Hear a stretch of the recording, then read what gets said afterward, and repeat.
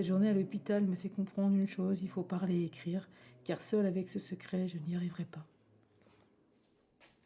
Après avoir été reconnue victime d'inceste, à presque 30 ans, Ghislaine entame sa lente reconstruction.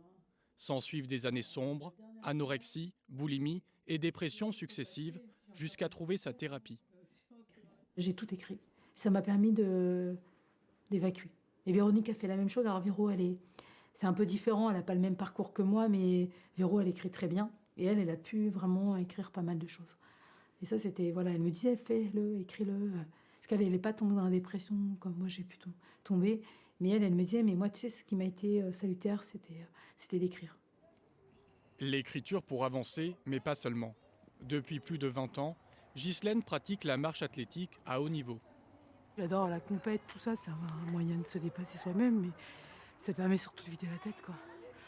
Voilà, quoi. Moi, j'ai besoin de ça régulièrement. Quand je l'ai pas, d'abord, je pense que je suis pas rigolote. Je peux être chiante. Si j'arrive pas à faire ma séance, c'est un peu comme une addiction, mais c'est une bonne addiction, voilà. Mais j'ai vraiment besoin de ça pour évacuer, pour me relâcher. Chaque mercredi aussi, elle entraîne des enfants avec qui elle entretient un lien très fort et ils lui rendent bien. Vous pouvez aller manger. Allez, prenez votre goûter. Car de son passé découle ce regret, celui de ne pas en avoir eu. Moi, aujourd'hui, je suis plutôt quelqu'un qui avance et j'ai plutôt rebondi sur mes traumatismes. Ça ne veut pas dire que tout est blanc et puis tout est rose. Hein. Et des fois, c'est des moments difficiles aussi, de vivre seul. Déjà, j'ai pas d'enfant. C'est le seul. Enfin, je dirais que dans ma vie, ce qui me manque, c'est ça. Enfin, ce qui me manque, pas réussi à construire, c'est ma propre famille.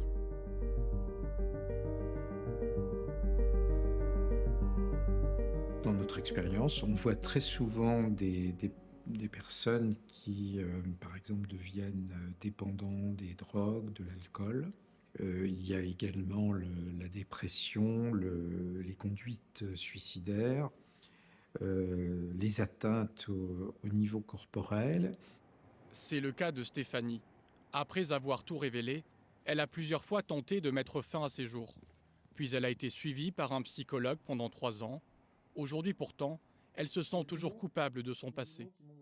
Pour moi, je suis victime et j'ai la honte, j'ai peur. Voilà. Pour moi, j'ai exprimé de la honte et il y a des choses que j'arrive pas encore à dire encore maintenant, que j'ai dit quand même une fois à une psychologue parce que je l'ai écrit, mais que voilà, j'ai pu l'écrire qu'une fois et parce que j'ai honte. Vous avez honte de quoi ? Honte de faire les choses et puis honte de pas avoir dire non. Malgré son histoire, ses traumatismes, elle est aujourd'hui maman de 2 adolescents. C'est mes enfants qui me font avancer. C'est pour eux que j'avance. Je dirais, je fais tout pour eux, mais voilà. Je fais rien, je dirais, personnellement, pour moi, je fais rien. Vous avez tendance à vous oublier ? C'est ça. Je me considère même pas ni femme, ni... Pour reconstruire sa vie, Stéphanie aimerait prochainement écrire son histoire, en faire un livre, ou bien l'adapter au théâtre. Quand elles vont mieux, très souvent, ces victimes d'inceste ont à cœur la protection des enfants, comme Véronique, la sœur jumelle de Ghislaine.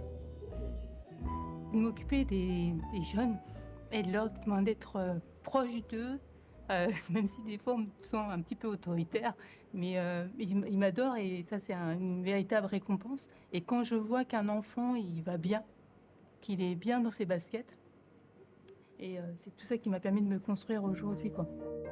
Véronique, Ghislaine, Stéphanie, autant d'enfances brisées pour qui se reconstruire prendra encore des années, avec pour elles l'espoir d'aller un peu mieux chaque jour. Non, je trouve que ma vie, elle est plutôt pas mal. Je pense que pour mes grands-parents maternels, je pense qu'ils doivent être fiers de ce que je suis devenue. Et voilà, parce que j'avais des grands-parents maternels exceptionnels. D'évacuer tout ça et de pouvoir parler et trouver un travail, pouvoir vivre normalement et puis vivre avec ce passé. Pour rappel, chaque année en France, 160 000 enfants sont toujours victimes d'inceste.